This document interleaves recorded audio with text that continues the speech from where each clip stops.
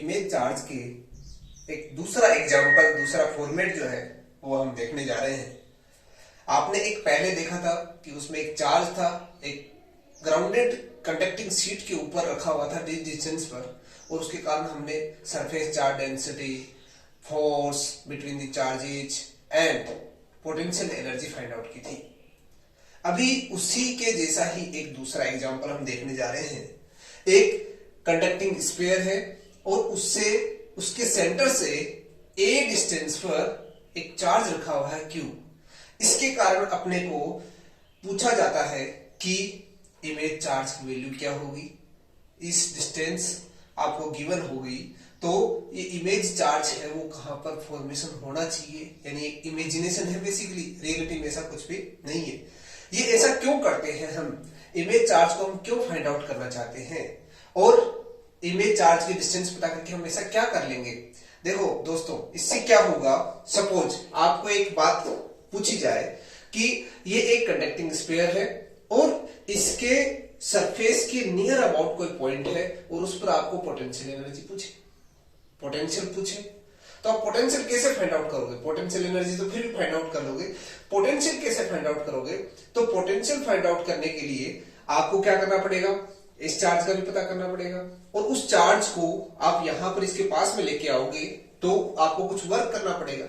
Suppose ये conducting है और ये कंडक्टिंग सीट ग्राउंडेड है, तो हिसाब से तो यहां पर कोई पोटेंशियल नहीं होना चाहिए, पर यहां पर इस चार्ज की वजह से क्या होगा, एक चार्ज इंड्यूस होगा, और वो इंड्यूस्ड चार्ज क्या करेगा, इस पर कुछ फोर्स लगाएगा। बिकॉज ऑफ दैट यहां पोटेंशियल, इस सरफेस के पास में भी पोटेंशियल जो है वो इस चार्ज से भी क्या होगा, डिस्टर्ब होगा, इन्फ्लुएंस्ड होगा।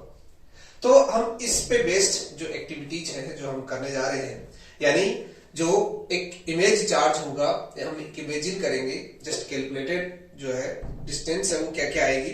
ये जो इमेज चार्ज है वो इस कंडक्टिंग स्फीयर के अंदर होगा, कितने डिस्टेंस पे होगा, r²/a, यानी इस कंडक्टिंग स्फीयर के सेंटर से कितने डिस्टेंस पर वो चार्ज रखा हुआ है उससे हम डिवाइड कर देंगे r²/a। तो ये आ जाएगी किसकी डिस्टेंस, इमेज चार्ज जो फॉर्म हुआ है कंडक्टिंग स्फीयर के अंदर उसकी डिस्टेंस आ जाएगी, और उसकी वैल्यू क्या होगी, तो q डैश इक्वल टू, वहां पर -q आया था, यहां -q नहीं आएगा। ये किस पर डिपेंड करेगा, ये डिपेंड करेगा इस डिस्टेंस पर a पर -r/a इंटू जो चार्ज आपने यहां पर रखा है। सपोज 2q रखा है तो 2q आ जाएगा, 4q रखा है तो 4q आ जाएगा, -r/a q।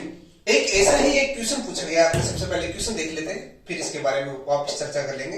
एक क्वेश्चन है, a charge q is kept at a distance of 2r from the centre of grounded conducting sphere, यानी a की वैल्यू कितनी है, 2r।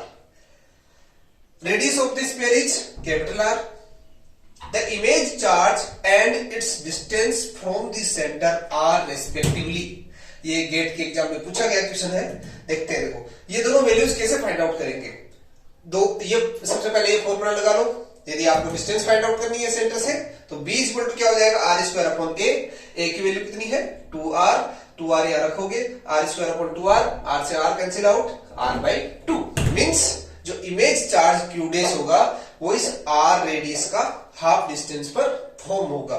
सिमिलरली इसकी वैल्यू कितनी होगी, तो इसकी value q dash equal to -r/a q। a की वैल्यू 2r, ये देखो यहां पर a की जगह 2r रखा, r से r कैंसिल आउट, -q/2, यानी जो इमेज चार्ज फॉर्म हुआ है उसकी जो वैल्यू है इसकी हाफ होगी और पोलैरिटी अपोजिट होगी, -q/2। अब इसी पर बेस्ड आपसे पूछा जा सकता है कि फोर्स कितना होगा, पोटेंशियल एनर्जी कितनी होगी, ये चीजें अपने बाद में देख सकते हैं। अब इसी को ये ऐसे किस तरह से आया, तो इसके बारे में आप एक ऐसे इमेजिन कर सकते हो कि दो चार्ज रखे हुए, सपोज कोई स्फीयर नहीं हो, कंडक्टिंग स्फीयर नहीं हो, ये मैंने जस्ट इमेजिनेशन किया कि ऐसे डॉटेड लाइन में कोई एक कंडक्टिंग स्फीयर है। सपोज कंडक्टिंग स्फीयर नहीं हो तब ये सिचुएशन क्या होगी, इस सरफेस के जो कंडक्टिंग स्फीयर है उसके सरफेस पर एक पॉइंट चार्ज है, मींस इतनी डिस्टेंस पर, इसके सेंटर से कैपिटल R डिस्टेंस पर एक पॉइंट चार्ज रख दिया, पॉइंट रख लिया हमने, उस पॉइंट पर हमको क्या पता करना है, पोटेंशियल फाइंड आउट करना है।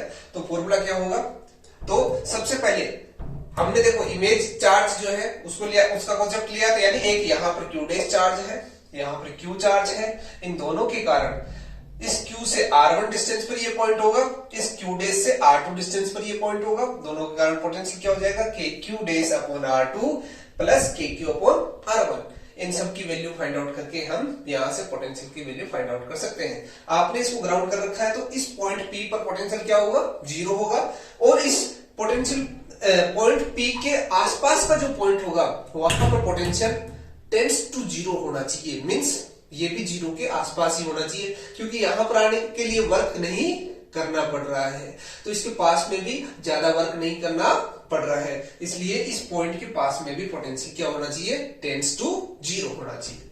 यहां पर आप फोर्स फाइंड आउट करोगे तो कैसे फाइंड आउट करोगे, फोर्स का फॉर्मूला सिंपली आप कूलम्ब्स लॉ यूज कर सकते हो, के दोनों चार्जेस क्यू डैश अपॉन दोनों के बीच की डिस्टेंस, क्यू डैश और क्यू के बीच की डिस्टेंस कितनी है, टोटल ए और क्यू डैश के बीच की डिस्टेंस क्या हो जाएगी, ए में से क्या माइनस कर दे, बी, यानी a माइनस बी का होल स्क्वायर। इस क्यू डैश की वैल्यू पुट करो, क्यू डैश की वैल्यू क्या रखोगे, minus r upon a q, और बी की वैल्यू क्या पुट करोगे, आर स्क्वायर अपॉन ए, तो फाइनली जो टर्म निकल के आएगी वो क्या आ जाएगी, minus q square r a upon a square minus r square whole power 2। इस फॉर्मूले को यूज करके हम इस कंडीशन में भी फोर्स फाइंड आउट कर सकते हैं। यह आपके लिए होमवर्क है, आप करिएगा, कमेंट बॉक्स में जरूर लिखिएगा। धन्यवाद।